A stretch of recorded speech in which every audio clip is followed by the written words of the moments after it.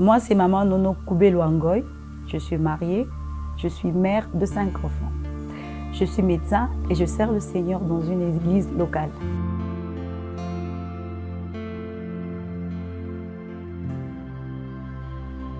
La grande motivation et la première, c'est tout l'amour que j'avais pour mon Dieu. Après avoir été sauvée, Dieu, cet amour que Dieu a manifesté envers moi, le fait de découvrir cet amour me pousse à servir Dieu. Mais au-delà de tout ça, je voudrais aussi bousculer les autres à suivre le même chemin que moi, les jeunes filles, les mamans. Au fait, ça fait très longtemps, je n'avais que 14 ans et j'ai senti qu'il fallait que je serve le Seigneur le jour où j'ai été baptisée du Saint-Esprit. C'était dans une réunion simple de prière et mon frère qui venait de recevoir Jésus-Christ et d'amener Dieu dans notre maison a fait une réunion de prière le soir et c'est au courant de cette réunion de prière que j'ai été baptisée du Saint-Esprit et c'est à partir de ce jour-là que j'ai compris qu'il faut que je serve le Seigneur. C'est vrai que nous, en tant que femmes servantes du Seigneur, nous portons plusieurs casquettes. Mais ce qui me permet de bien combiner ce travail-là, toutes ces casquettes, c'est le fait que Dieu d'abord m'a donné un mari formidable. Un mari qui a compris que j'ai été appelée, que je dois le servir, je dois servir mon Dieu. Et ce qui fait que par moments, dans certaines tâches ménagères, il m'aide, il m'accompagne, il me laisse le temps d'aller servir le Seigneur. Il n'y a pas que seulement mon mari, il y a aussi les membres de ma famille qui ont compris que j'ai été appelée et qui m'accompagnent.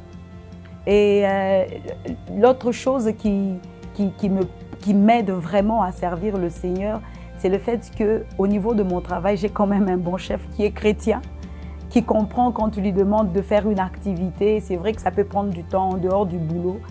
Et il est quand même compréhensif et ça me permet vraiment de servir le Seigneur.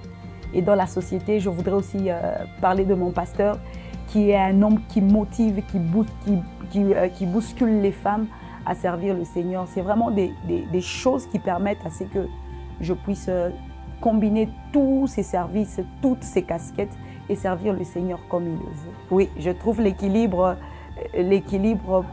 au travers de toutes ces personnes qui m'aident à bien servir le Seigneur. C'est un équilibre vraiment qui est important, qui m'aide à être stable, à trouver le temps à servir le Seigneur, à quitter le bureau, arriver à la maison, trouver quelqu'un pour garder les enfants, aller servir le Seigneur dans l'église. C'est vraiment un équilibre que je trouve parce que je suis accompagnée par des personnes qui ont compris que Dieu m'a appelée.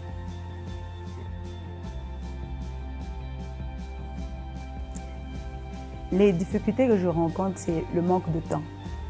Parce qu'on a plusieurs casquettes et par moments, on n'a pas beaucoup de temps à servir le Seigneur.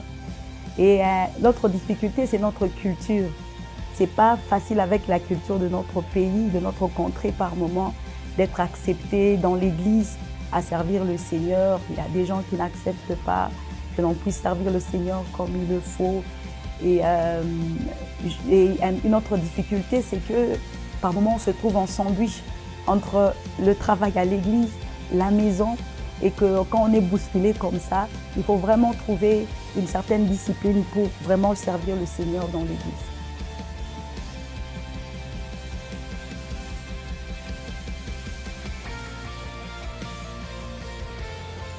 D'abord, j'aimerais qu'on ne les appelle pas maman, qu'on dise femme de pasteur. Je crois que ça sonne bien et que c'est bon.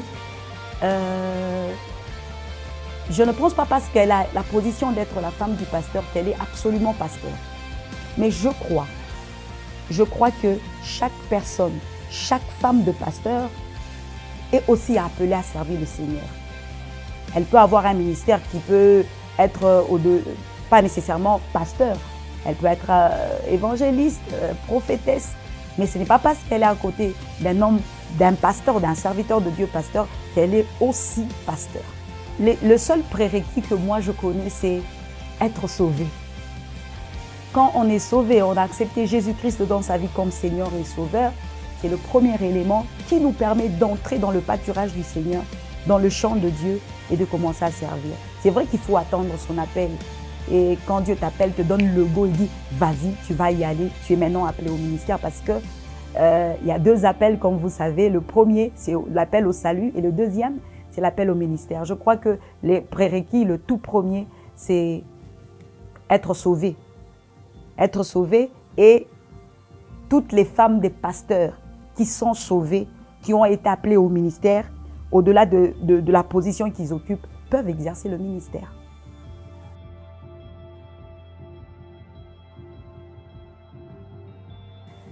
Je crois que dans un monde parfait, un monde idéal, où la parole de Dieu prend toute sa place, la femme peut faire ça.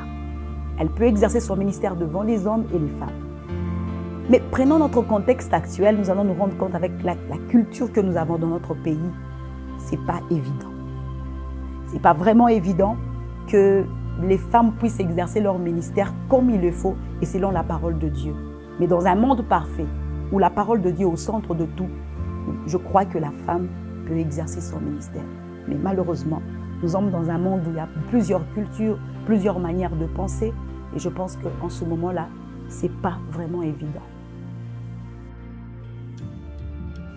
Avec tout ce que nous avons vécu dans notre société actuelle, je pense que c'est assez important que l'on encadre les mamans, les femmes qui sont à côté des hommes de Dieu, des pasteurs. Elles ont vraiment besoin de ça avec notre société actuelle et tout ce que nous entendons. Ce n'est pas exclu. Si on nous crée une maison ou une école de la formation des femmes, des pasteurs, ça va davantage aider notre société. Et que nous n'allons plus vivre ce que nous vivons maintenant par rapport au comportement de certaines femmes de pasteurs.